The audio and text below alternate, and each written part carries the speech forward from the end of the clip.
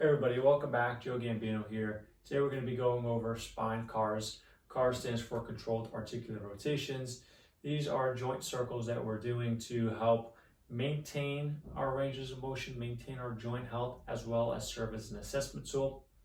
So when we get started, I like to kind of squeeze my glutes, squeeze my quads. I want to lock my hips in because what we want to try to do as we're creating this joint circle at the spine, right? And this is like a thoracic focused movement. We don't want our hips to move. So in general, in life, as we move, where your head goes, your hips tend to want to go in the opposite direction. It's a counterbalance measure, okay? During this, right, the reason why we're going to keep some tension through the glutes and the quads is as I'm creating my movements, right, I want to keep my hips perfectly still. Again, this is a thoracic spine movement exercise, right? It's not a hip exercise. We want to try to learn how to disassociate the two. And for general health and movement, we always want to be able to create this joint independence, able to move it on its own, separate of everything else before we really start to train it into other movements. And for the golfers out there watching, you know, separating the upper body and the lower body becomes huge as far as being able to use the proper kinematic sequence within our golf swings. So again, right, you know, this serves as like this assessment tool, but the ability for us to actually be able to do these things with good control tells us that you're actually starting to own your own body, your ranges of motion, and that's going to really start to help you with your performance down the line. So hips don't move, they don't move forward, they don't move sideways, they don't twist. It's just our spine moving. I like to hug myself, and I like to even think about using my elbows to create help me create some of that motion. So I'm going to start to curl my spine. I'm going to bend down into as much flexion as I can. I'm really thinking about driving my elbows into my stomach. And as I'm doing that, remember that hip's not shooting backwards. When I can't flex anymore, I'm going to rotate my body as far as I can to the right. So you should physically be looking at the wall to your right, your sternum's trying to point there, and your head's trying to point there. Then I'm going to take that right shoulder, I'm going to drop it towards the ground, creating some side bend, and then I'm going to also lean back. I'm going to try to extend my spine at the same time. I'm now going to keep extending my spine, but I'm going to slowly work my way over to the left-hand side. I'm going to get as far as I can to the left. And when I'm looking to the left, my sternum and my face, I'm going to drop my left shoulder down towards the floor, creating that side bend. Then I'm going to cut the angle and start to create flexion. And I'm going to bring that flexion all the way back to the center. So we'll come up. I'll give you guys a different angle to view at. We're going to go to the right one more time. So I'm going to fold my body as much as I can forward, create that flexion. Hips don't move. I'm going to rotate to the right as far as I can.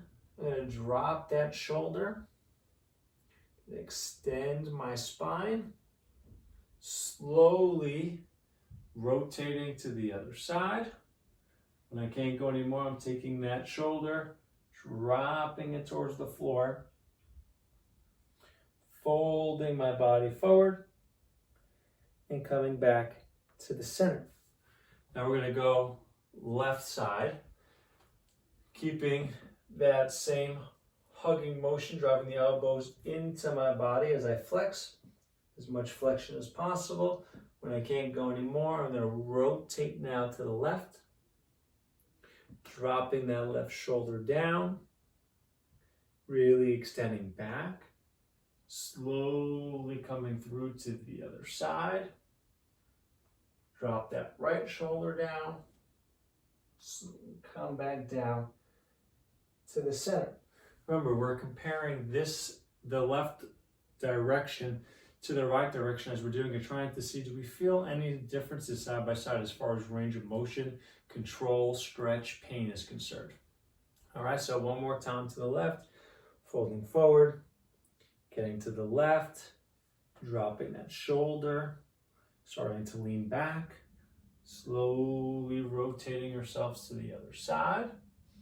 Drop that right shoulder, fold into flexion, and slowly bring ourselves back to the center. I remember we're doing cars, right? The part of the assessment is, where do you feel your stretch? Is it different side by side? Is there any pain? Opening angle versus closing angle.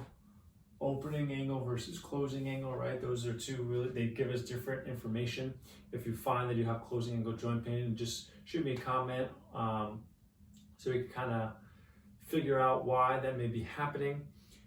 And we're also looking for, does your tension and the speed of the circle stay the same? If all of a sudden here you're like, oh, I feel my muscles engaging and I'm going at a nice slow speed, but then when you get out to the side here, it just starts to speed up, or you feel like you lose that tension, that starts to tell us that you're not really controlling that range of motion as well as we would like. Right? So those are the things as far as the assessment component goes that you should be paying attention for.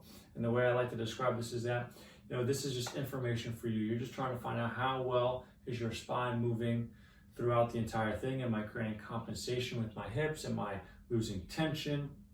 Is there pain? Does the range of motion feel different side by side? And then you take that information with you and then you learn what to do. But at least this starts to bring you awareness that there may be potentially some movement limitations or an issue at a particular joint. Let me know how this went for you. If you enjoyed the video, I'll see you guys next week.